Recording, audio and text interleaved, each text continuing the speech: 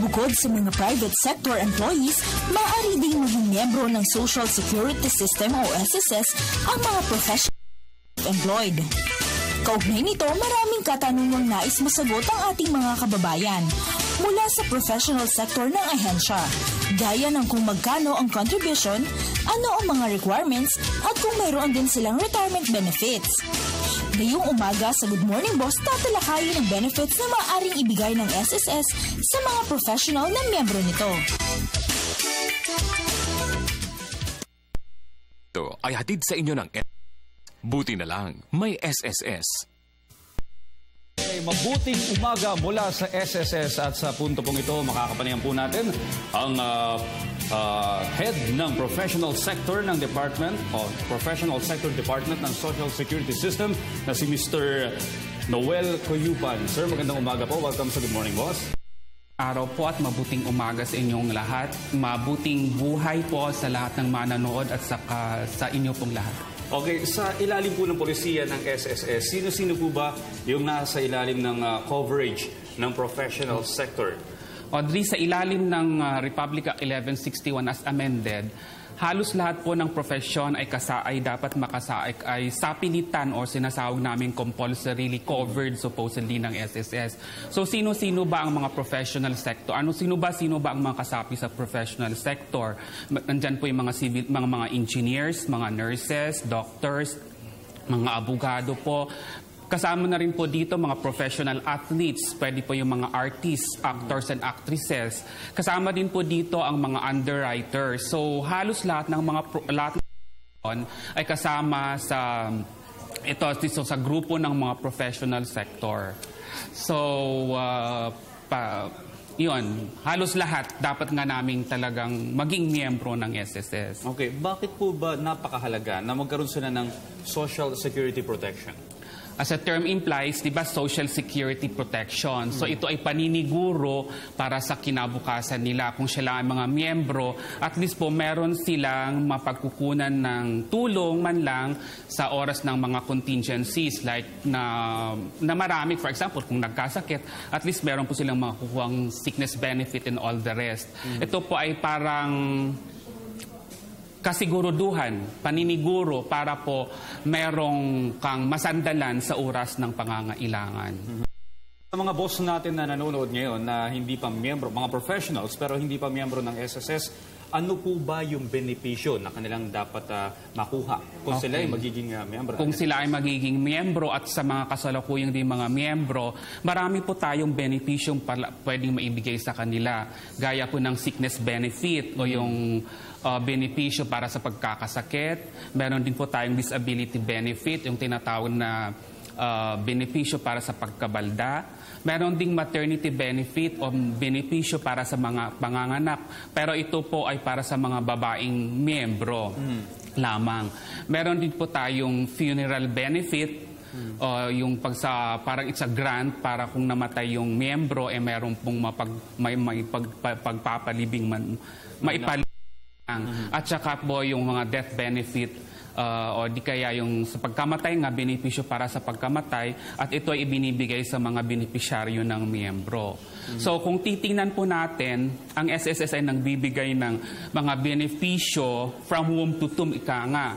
Parang from womb to tomb, ang SSS ay nakaalalay sa mga miyembro. Imagine from the time na nanganak, di may maternity benefit, and then kung naging miyembro siya, mayroon siyang sickness benefit, then magkakaroon din siya ng disability kung matu-turn out na magiging disability.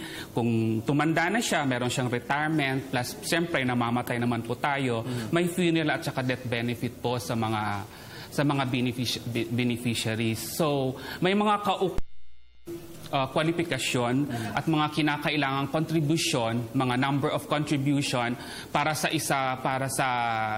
isang benepisyo. For example, sickness benefit, may ito yung mga number of contributions na kailangan, and so on and so forth. So yun po, maraming benefits. Meron din po namang mga ibang privileges like mga salary loans, meron din pong educational loan. Okay, so mga boss natin na hindi pa miyembro, kayo po yung mga professional na hindi pa miyembro ng SSS, napakarami po nung nabanggit ni Sir na benepisyo. Pero bago po yan, Yung mga interesado po natin mga boss, na sakasakali ngayon narinig yung mga benepisyo na banggit ninyo at gusto na magpamiyembro. Ano po ba yung requirements at ano po yung proseso? Okay. Madali lang po ang proseso sa pagkuha ng pagrehistro sa amin. Po, yung merong 3 pamamaraan kung paano makakuha ng makapagrehistro. Yung conventional, yung tinatawag namin over the counter. Mag-fill out lang po ng personal data form. User-friendly naman po doon. Madali lang pong i-fill out yung form.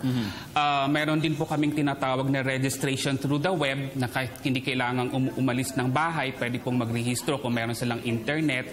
Plus, meron kami din pong registration through the e-center na ang miyembro mismo ang mag-i-encode ng kanyang mga data.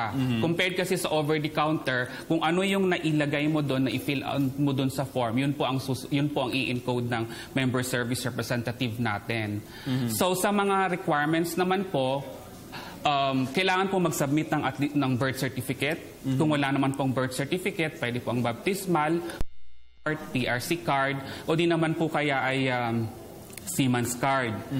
Para naman po sa pagkakakilanlan kung siya ay talagang miyembro ng professionals group, any proof na magsasabi, for example, PRC, kung nurse siya or engineer siya, di ba may binibigyan na PRC, pwede naman po yun. And para po makilala ka rin as member na siyempre kung ikaw talaga nagsusumite yung aplikasyon, magpakita lang po ng at least 2 valid IDs. Kung sa new registrants usually kinakailangan namin ng 2 valid IDs. Pero sa mga dating miyembro na gustong maging self-employed na kasapi sa professionals group, pwede po silang mag-submit ng UMID card kung meron silang UMID card. Ngayon po, meron sa professional department na kinabibilangan ko nga, pwede naman po kaming makipag-organize sa mga professionals group. So for example, yung Philippine Institute of CPAs, pwede naman kaming makipag-organize sa kanila na kami na po ang pupunta sa kanila. Magbibigay kami sa kanila ng mga letter proposals at yun po ang magiging basihan kung paano kami mag-usap, kung saan kami magkikita, kung pwedeng magkaroon kami ng orientation sa kanila and online registration. Yun po yung bago naming programa. Instead na sila po ang pumunta sa amin, kami po ang pupunta sa kanilang mga opisina. Medyo na-start na po namin sa PICPA nga, inaayos pa kung ano yung mga meeting. We are also trying na nakikipag-coordinate kami ngayon sa Manulife. Baka sakaling ma-cover din namin yung mga underwriters nila para hindi na nila pumunta pa isa-isa sa amin. Kasi kung as a group yon, pwedeng as a group din yung payment. Meron kaming tinatawag na salary reduction scheme which will be explained siguro in a later time. Okay, sir, alam nyo, maganda nga yung sinabi nyo, no? Ang mismong dapat kausap ninyo, yung mga head ng mga professional organization para sila na rin mismo yung kukumbinsi sa kanilang mga miyembro. Pero, sir, bilang individual na professional, initially, magkano po ba yung mga dapat na bayaran o yung mga contribution monthly? Okay. Ang monthly contribution ay nakabase sa kung magkano ang kinikita niyang isang professional o na isang self-employed. Say, for example, kung 5,000 sabi nating 5,000 ang kinikita mo, ang babayaran mo ay 550 pesos. O kung 10,000 naman, magbabayad ka ng 1,100 pesos. Ibig sabihin, sa bawat isang sweldo o kinikita ay merong kaakibat na kontribusyon na 110 pesos. Pero sa ngayon, gusto namin sabihin na though ang pinakamababang contribution is 110 kasi nakabase dun sa 1,000 na kita, in-encourage namin na ilagay nila yung actual na sweldo nila or para sa paumpisa, pwede po silang magsimula sa 3,000 bracket kung saan ang kanilang babayarang contribution ay 330 pesos. Okay, sa ngayon po, ito pong 2015, ilan po yung aktibong mga professional na miyembro ng SSS na buwanang naguhulog? Okay. Sa puntong yan, ang mga professional sector kasi natin o professionals group natin, marami silang kinabibilangan. Merong mga employed, merong mga self-employed, meron din mga Ws. So sa ngayon, wala kaming yung eksaktong bilang kung ilan talaga ang members nila. Pero sa mga nagsa-self-employed, at least 60% nun. So kung titingnan, ang laki-laki pa ng 40% na pwede pa naming maiparehistro sa SSS. Kaya talagang kailangan doble kayod kaming magtrabaho para lahat po ay maimembro namin sa SSS. Okay, sana po sa tulong ng Good Morning Boss, maraming mga professionals dyan ang magpamiyembro na ng SSS. Nang sa gayon, yung mga benepisyo naman ay matamasa rin nila. Sir Noel, bilang panghuli, inyo pong imbitahan yung mga non-SSS member pa ng mga professionals na makibahagi na dito sa membership ng SSS. Yes, thank you. Mga boss, kung hindi po tayo nakakapag-rehistro sa SSS at meron naman po talaga tayong professionals group. Sana po ay pwede po kayong makipag-coordinate sa amin o pumunta sa pinakamalapit na SSS branch para po tayo ang magrehistro sa maging miyembro, maging kasapi ng Social Security System. Kunin ko din po itong ano ba 'yon? Pagkakataon para kasama din sa professional sector department yung pagpaparehistro namin sa mga job orders and contractual personnel ng nasa gobyerno. Kasi po 'di ba wala silang GSIS, wala silang SSS. Sinasabi naman po ng batas ng Constitution mismo dapat may Social Security protection ang mga lahat ng mga constituents ng gobyerno, ng mga lahat tayo dapat ay meron. So yun, iniinganyo din namin. Sana po ang mga government agencies we are coordinating with all government agencies. So nakuha din namin mga DENR, DILG, DSWD. So susunod po siguro ito, pupuntahan din namin ang PTB4 para sa registration naman ng mga contractual employees dito. Sana huwag nating tingnan o huwag nating isipin na isang pasanin ang SSS. Huwag nating kasi kundi ito isang pribilehyo para maging miyembro. Kasi ang tingin kasi kung kinakaltasan ka ng contribution mo, ang tingin is expense na naman yan.